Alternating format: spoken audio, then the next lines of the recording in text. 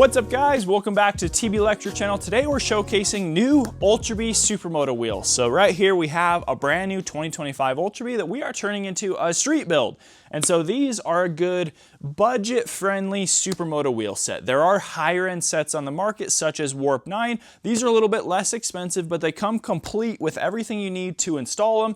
So here I've got the back wheel, and here I have the front wheel. So the beauty about these is they're just black. They're gonna match your stock bike, match the color scheme. They come with rotors and they come with sprocket, and it's the same size sprocket as your stock wheel, and so you don't need to cut your chain or anything. They also actually have fat tires on them. So this is the front.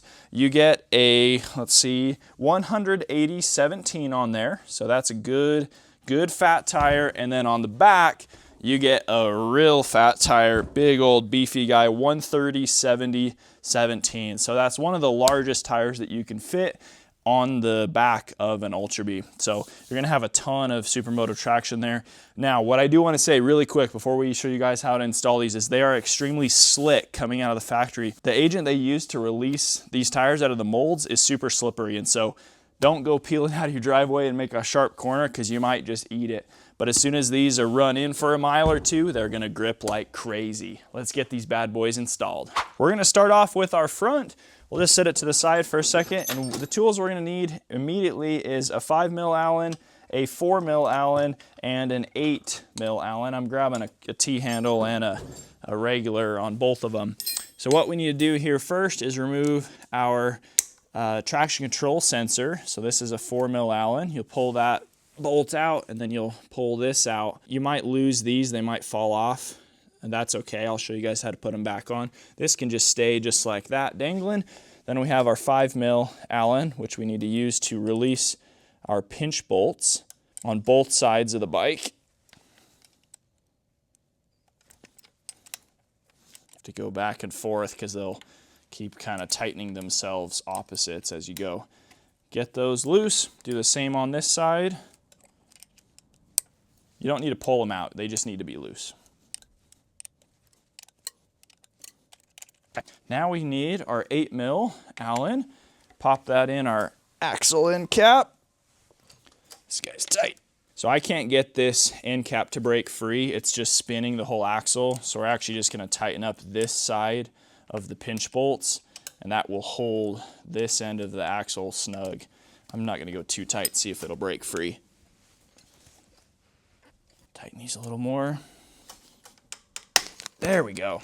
Okay, pop that free, pull that end plug off, and then we'll go loosen these pinch bolts again.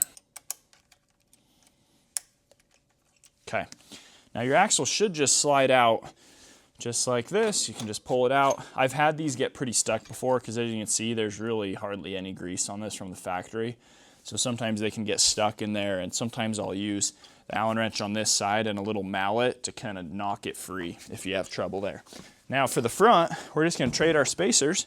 So grab your one off of the rotor side, pop it out, just put it on the same side, pop it in, pop this one out. See, there's a little flange that goes inside the hub, gets it to kind of stay in there, just like that. And we can just put this puppy right back in. Oh, look at that, looks good. That is in. Put our nut back on the other side. Tighten it up. And then we'll go and tighten all of our pinch bolts.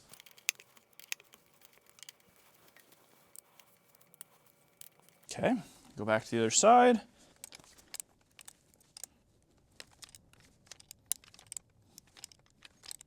Takes a little time to go back and forth, but that's what you got to do. Now we'll put our traction control back on.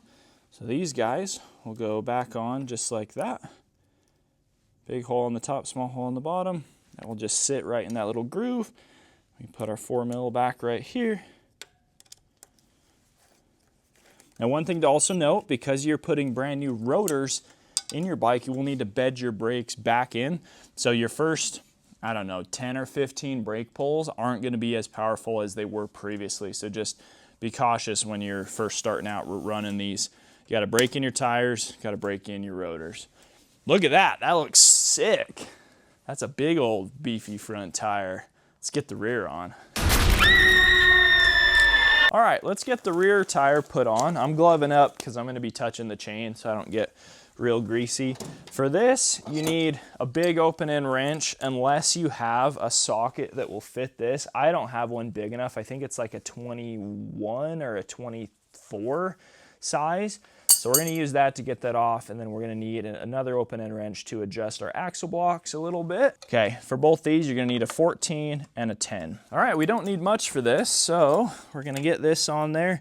Now I'm gonna be super careful because I don't have the right size socket. We don't wanna strip this. And they're usually really tight from the factory. This one's never been taken off.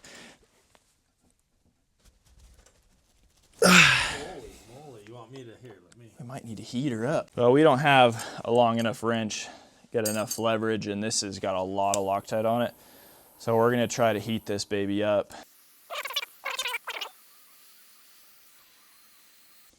All right, we got it off. That thing was a bugger. We used this torch, heated it up for a long time. This thing has a huge nylon on it, and I'm sure some Loctite. And it took everything I had pulling up, and Eric holding the bike down at the same time. But we're loose now. So we're just gonna break free these little lock rings, or these axle blocks here. The stock Ultra B doesn't have a quick link on the chain, and so you really can't just break it and pop it off your wheel. And so the easiest method to kind of switch in a wheel out is just to loosen up your axle blocks just a little bit on both sides. That just gives us a little bit more free play. So we'll do the same thing on this side. So we're just gonna loosen this guy up as well. Goes this way, loosen that, and then we'll take our 10 and we'll just go to the right here, and that just gives us a little bit more leeway to where, see, our chain's got a lot of slack now. So now we'll push our axle out. See that? You just push it and it will just come all the way out. And then this guy will fold out of the way and we can take our chain off. I like to just grab it from the top, and then this will slide right out. Not too bad. Then we'll take our wheel spacers. Again, put them on the correct sides.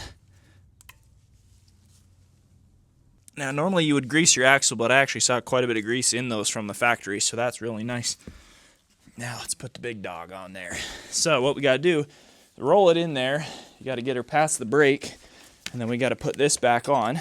So I like to kind of come from the bottom, hook it on there, ring it around. It's a little tight here on our chain guide, but we're up there. Hook her on.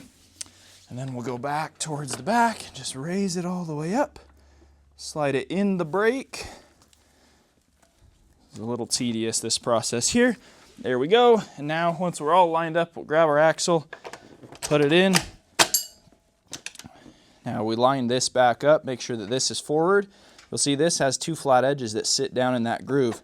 So when you're putting it in, you got to make sure it's, there you go, sitting flush. Now we lost our other axle block here. So we'll go ahead and put that back in. Nice. That was super easy because we slid those axle blocks just a little bit forward. If we would have left them tight, there's not near as much play in our chain and makes it way more difficult. So now we can put this back on, and before we tighten it, we'll tighten our axle blocks back up and get our chain tension on there. But look at that beefy tire. That thing looks sick. 1, 2, 3, 4. So ideally when you loosen these, you would kind of count how many you loosened it depending on if your chain tension was proper before, and then you just go right back the same amount. So I did about 4 or 5 turns, and you can also just look, see how straight your wheel is, and you can kind of tell by the gap between your chain and your tire right here, and you can just eyeball it and make sure it's straight. Then you also want to check your chain tension.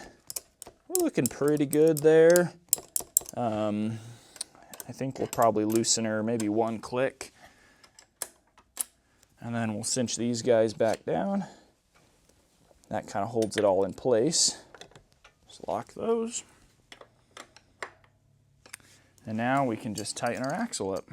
Mosquito. Got him.